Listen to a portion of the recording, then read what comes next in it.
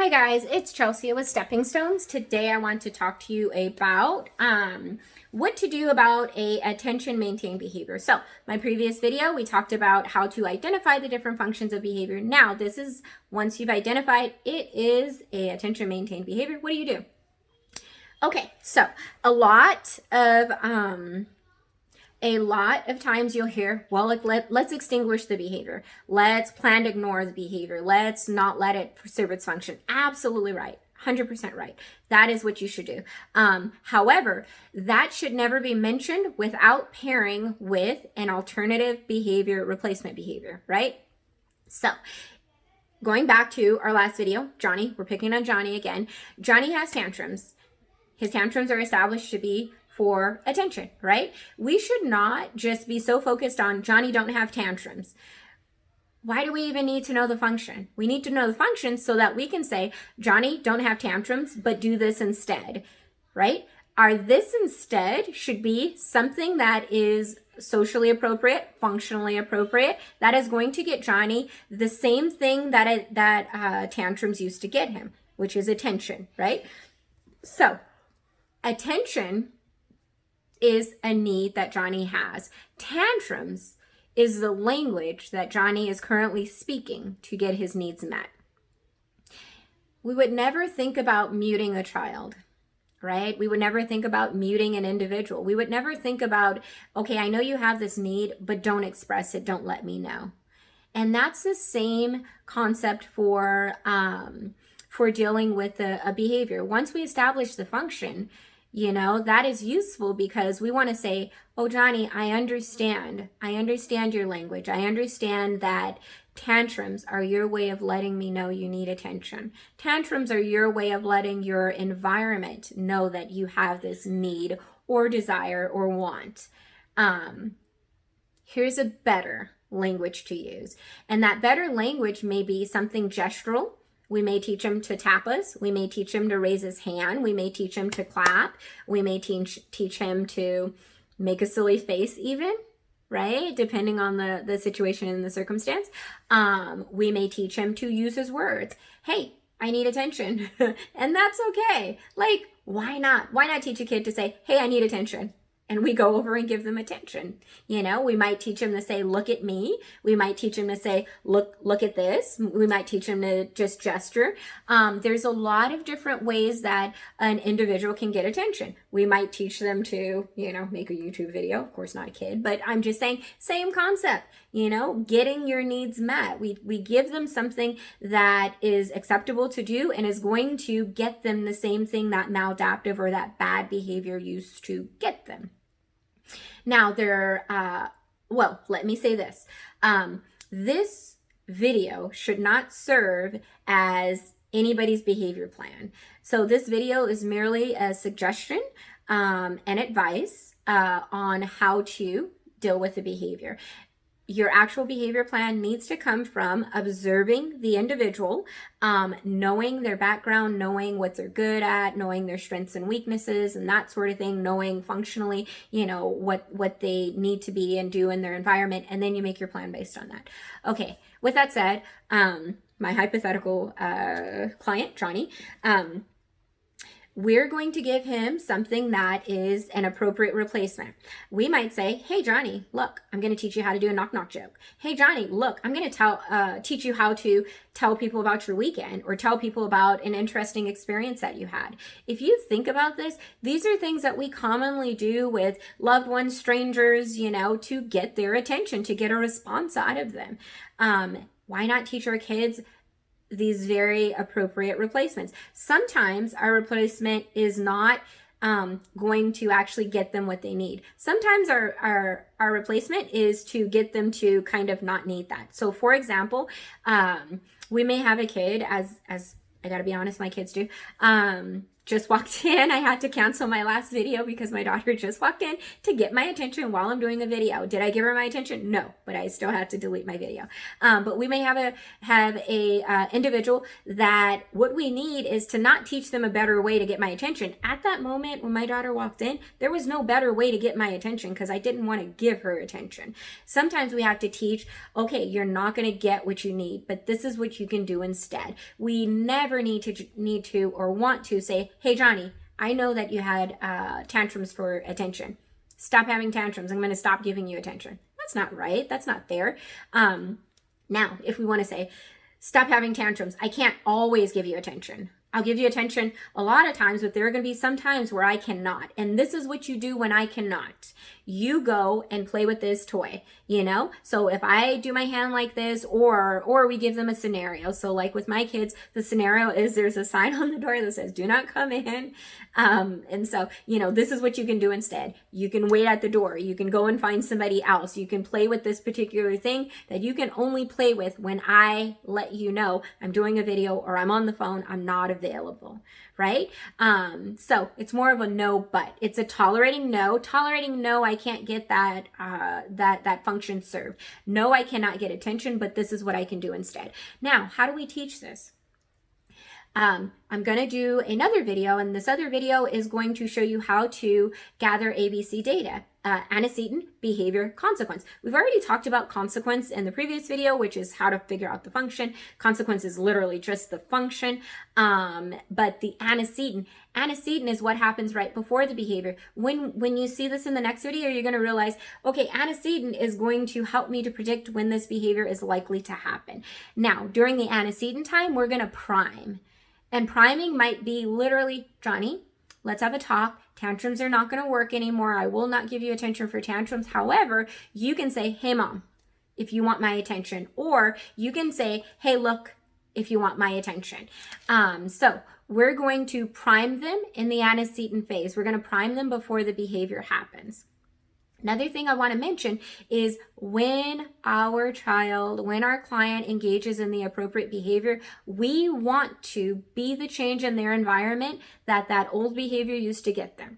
So imagine this, Johnny's having a tantrum, he's in the room by himself. We've already established he's having a tantrum because he wants attention. Now, what happened when we were taking our ABC data during observation is he has a tantrum. Mom throws down everything that she's doing. If she's, holding baby, she puts baby down. If she's cooking, she stops cooking. If she's on the phone, she gets off the phone, drops the phone, and she runs in the room. Hey, what's going on? Oh my gosh, I thought something was wrong with you.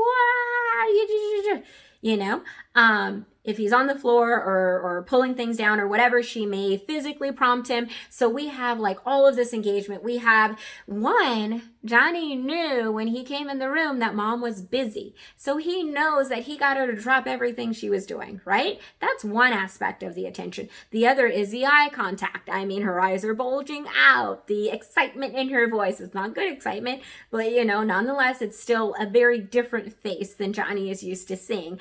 And the intensity is like, oh my goodness.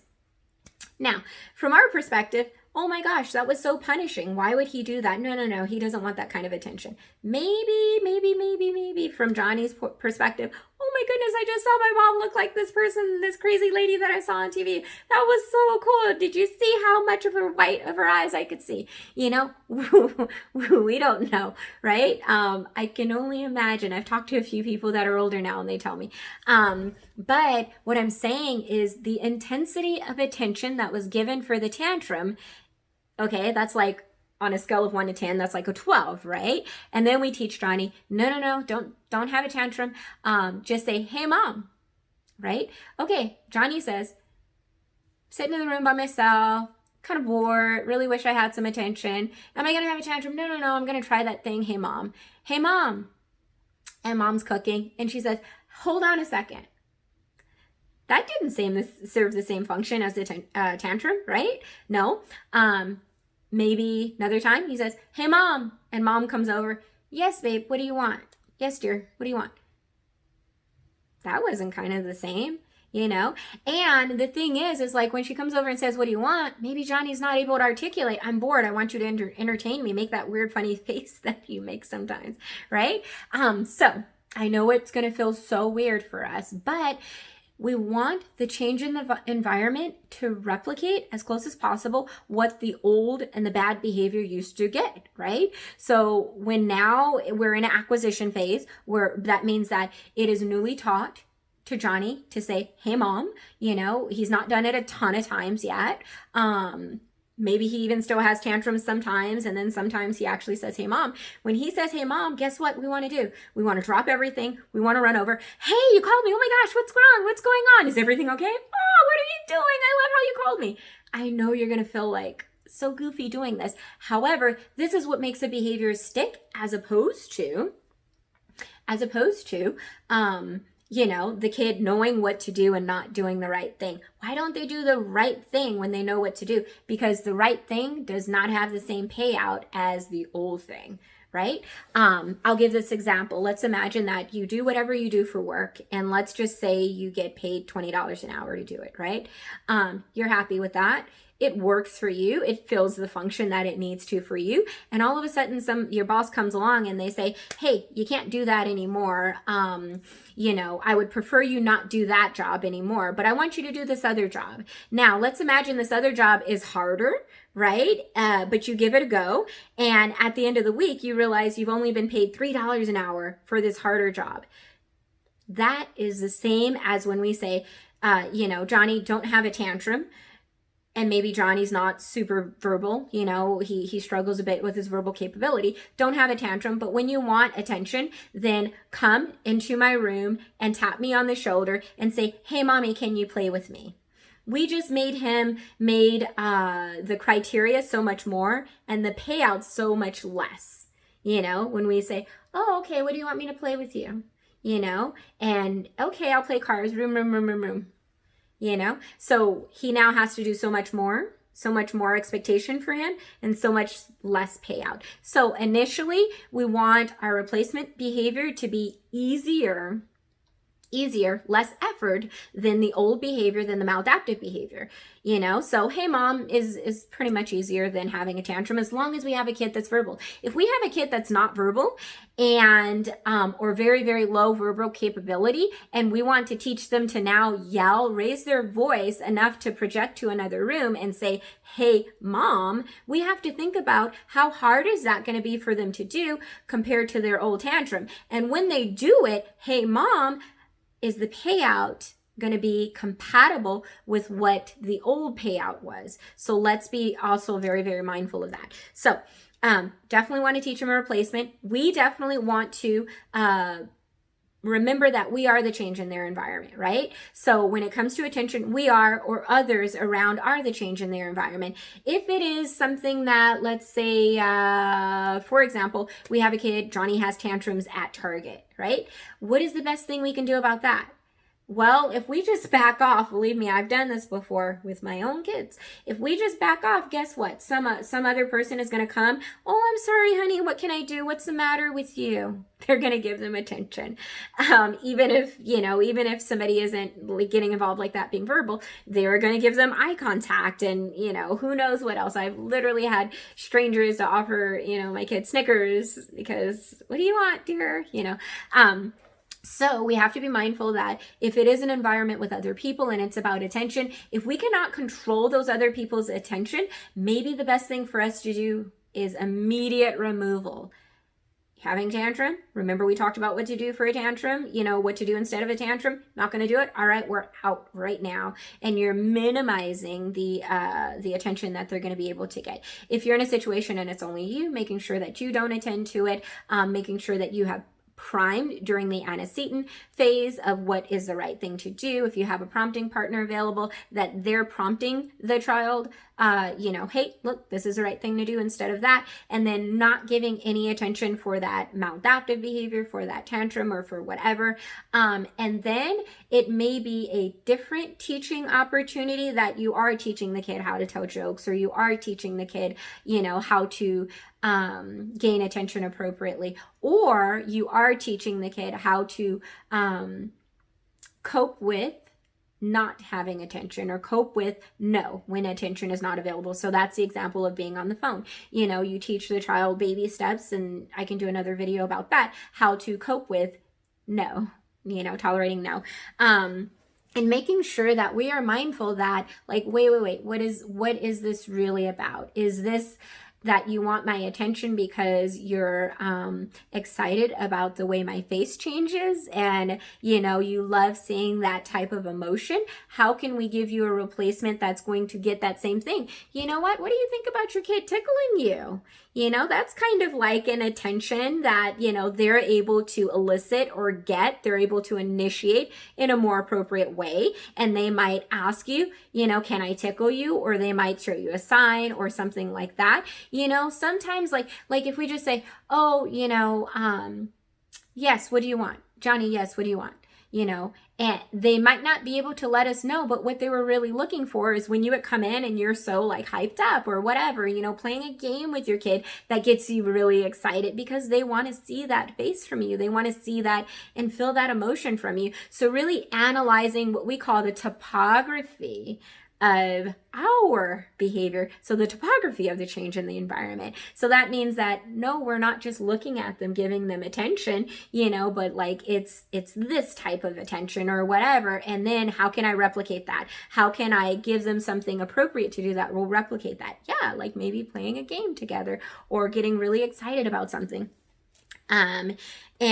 So teaching your child different skills. So, you know, if we do have a kid that is trying to get your attention because they are bored, then making sure that, okay, maybe we need to, you know, of course, teach this child how to get attention appropriately, but maybe that attention is, Mom, what can I play? Mom, I'm bored, you know, and then teaching them and making sure that they have appropriate play skills, that they're able to play by themselves, that they have imaginative play, and working on these things. And these are all things that when they say, Mom, I'm bored, oh, okay, let me teach you this new game. And now we're giving them attention. We're giving them that one-to-one really quality attention, but we're also adding in teaching them something that is going to make them to be able to be independent and not need our attention so much, because it may not just be that they just want us staring at them.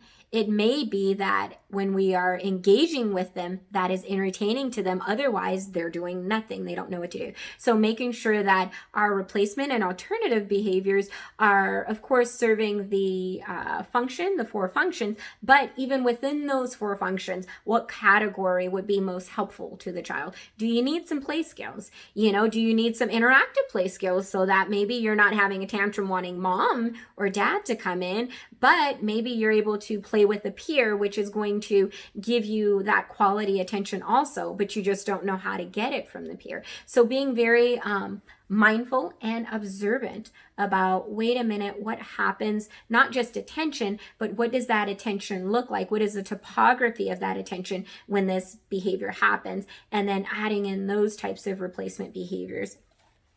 Okay, so I think that I have spoken enough about attention.